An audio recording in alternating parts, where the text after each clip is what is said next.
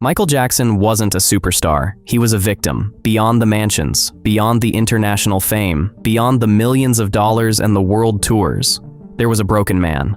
A man whose entire existence was shaped by emotional devastation, by cruelty, and above all, by a profound, suffocating loneliness. If you thought Michael Jackson lived an enviable life with just a few bumps along the way, you're wrong. After you hear this story in full, everything you believe about him might change completely, because I'm not here to talk about chart positions and album sales. I'm here to talk about his personal life, his inner world, his darkest thoughts. From his father, who beat him relentlessly, to the accusations involving children, to the day he finally left this world. This is the side of the story that nobody told. August 1958. A small industrial town called Gary, Indiana. A child enters the world. His parents are working-class people barely making ends meet. Joseph and Katherine Jackson have 8 children living in a tiny home. His mother is gentle, warm, full of love. His father is something else entirely.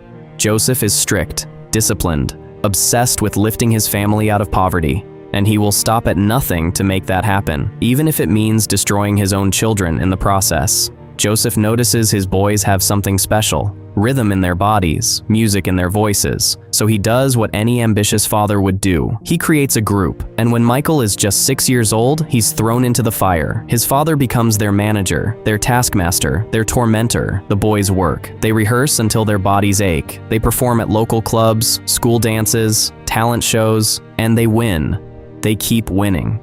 By 1967, they sign their first record deal. The Jackson 5 is officially born. The world sees a family of musical prodigies. But behind closed doors, there's a horror story unfolding. Remember when I said Joseph was strict? That word doesn't come close. During rehearsals, Joseph would sit in a chair directly in front of his children, belt in hand, watching every move, every note, every mistake. Years later, Michael described it in an interview, his voice trembling, his eyes wet. He said his father would sit there with that belt, ready to strike at any error, that they weren't just rehearsing, they were surviving. The pressure wasn't about perfection, it was about fear. When the interviewer asked what else his father used, Michael could barely speak. Electrical cords, whatever was within reach, whatever would leave a mark. In another conversation, Michael revealed something haunting. He said there were times when his father would simply walk into the room, and Michael would feel physically sick.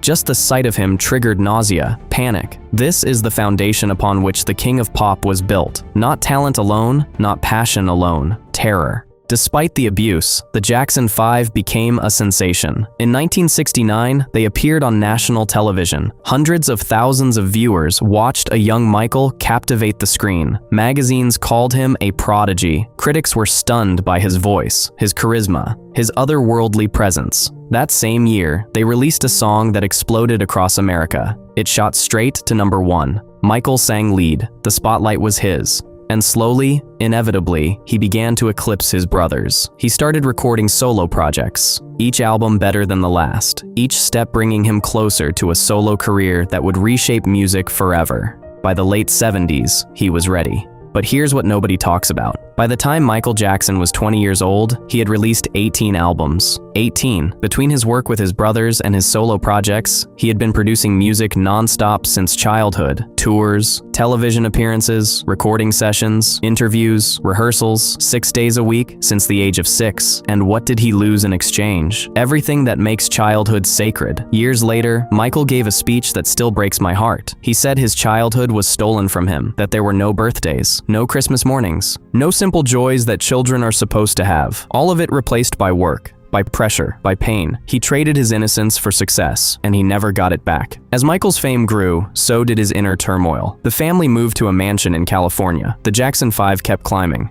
Michael kept evolving. He was no longer a child star. He was becoming a global phenomenon. And then came the surgery. In 1979, during a dance rehearsal, Michael fell and broke his nose. The doctors had to operate, but the procedure didn't just fix the fracture, it changed the shape of his face. Now, here's what matters. Michael once revealed that his father used to mock him relentlessly, called him ugly, made fun of his nose, told him his features were too wide, too African, too much. Think about that. A father destroying his son's self-image with words as cruel as the beatings. Many psychologists believe Michael may have suffered from body dysmorphia, a condition where someone becomes obsessed with perceived flaws in their appearance, flaws that often exist only in their mind. When you grow up hearing that you're ugly from the person who should protect you most, the mirror becomes a prison, and no amount of surgery can set you free. Michael himself admitted he would avoid his reflection, that he would sit in the dark and cry every single day. The wounds of childhood don't disappear when you grow up. They just find new ways to bleed. In 1982, Michael released the album that changed everything. Thriller didn't just succeed, it shattered records. It became the best-selling album in human history. Over 66 million copies worldwide. Some estimates go even higher. It won 8 Grammy Awards in a single night, a record that stood for decades. The music videos weren't just videos anymore. They were cinematic events. The title track revolutionized what a music video could be. MTV created an award named after him. Michael Jackson was no longer just a singer. He was a cultural force,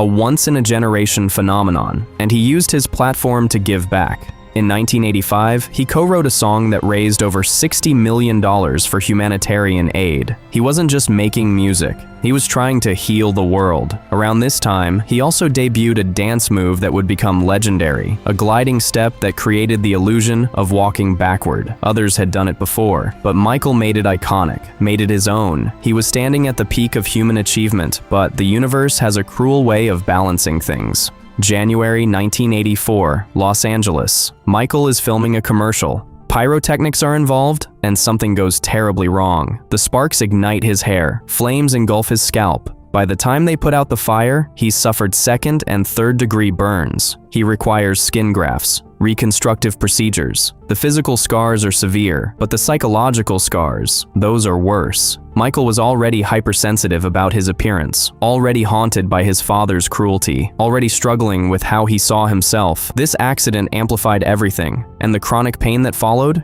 that pain introduced him to something that would eventually kill him: painkillers. He started taking them to manage the agony. Then he needed more. Then he couldn't stop. The seeds of his destruction were planted in that fire. In 1987, Michael released another monumental album. It sold tens of millions of copies, produced hit after hit, launched a world tour that ran for over 2 years and drew more than 4 million fans. He bought a massive ranch in California, named it after the fictional land where children never grow up. Inside that ranch, he built a movie theater, a zoo, an amusement park, roller coasters and carousels. He said he built it for sick children, for kids who needed an escape, and he did invite countless terminally ill children to experience joy there. But maybe he also built it for himself, for the childhood he never had. Around this time, Michael published his autobiography, and in it, he wrote something that still haunts me. He said he was one of the loneliest people in the world. Think about that. Surrounded by millions of fans, adored by billions, and utterly alone. His fame had become a wall. His identity had dissolved into his legend. People no longer saw a human being. They saw an opportunity, a headline, a contract, a stepping stone. Everyone wanted something from him, and no one wanted him. In 1991, another album, another wave of success, a world tour, a Super Bowl performance that redefined halftime shows forever. And then, in 1993, the accusations. A child and his father came forward with allegations that would shatter Michael's world. The media erupted. His home was searched. Investigators photographed his body in the most humiliating circumstances imaginable. The stress was unbearable. Michael's mental health deteriorated. Sleep became impossible. He turned to medication just to survive, sedatives, anything to quiet the noise. He settled the civil case. Not an admission of guilt, his lawyers said, just a way to move forward. But the damage was done. He married twice. Both relationships complicated, both marked by the impossibility of normalcy when your entire existence is public property. His dependency on medication deepened. His pain grew worse. His isolation became total.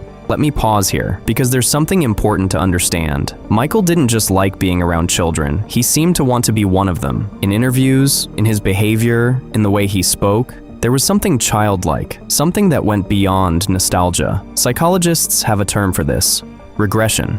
When someone experiences severe trauma, especially in childhood, they sometimes retreat to an earlier stage of development. It's a defense mechanism, a way to escape the pain of the present by returning to a time that felt safer. But Michael's childhood was never safe. So perhaps what he was chasing wasn't a memory, it was a fantasy. The childhood he was denied. Children didn't want anything from him, didn't see a commodity, they just saw a person. Maybe they were the only ones who did. And there's another layer to consider. Studies have shown that adults who experienced significant childhood trauma often struggle to form secure attachments later in life. The patterns established in those early years can create lasting difficulties in trusting others, in allowing vulnerability, in believing that love doesn't come with conditions. Michael's ranch, his relationships, his endless generosity toward children, all of it might have been an attempt to heal wounds that never fully closed, to create the safe haven he never had, to be seen, finally, as more than what he could produce. By the 2000s, Michael's public image had crumbled. A documentary aired that portrayed him in the worst possible light. He felt betrayed by the filmmaker. The world judged him harshly. More accusations came, another trial. Months of public humiliation. His health visibly deteriorated. In 2005, he was acquitted on all charges. But acquittal doesn't repair a broken spirit. He retreated from public life, faced financial troubles, became a ghost of the man he once was. Then, in 2009, he announced a comeback. A series of concerts that would reclaim his throne. But his body was broken. Years of chronic pain, years of substance dependency. He hadn't performed in nearly a decade. To sleep, he relied on a powerful sedative, normally used only in surgical settings. He called it his milk. It was the only thing that brought him rest. On June 25, 2009, his personal physician administered the drug as usual, but this time, something went wrong. Michael stopped breathing. By the time help arrived, it was too late. The world lost a legend, but the truth is, we lost him long before that night. Here's what breaks my heart about this story. Everyone around Michael knew. They knew about the pills, the insomnia, the dependency. They could have intervened. They could have sent him to rehabilitation. They could have prioritized his life over his productivity. But they didn't. Because a Michael Jackson in treatment is a Michael Jackson who can't perform, who can't generate revenue, who can't fulfill contracts. So they looked away, and they let him destroy himself. Michael Jackson was never treated as a person, not by his father, not by the industry, not by the public. He was treated as a product, a means to an end.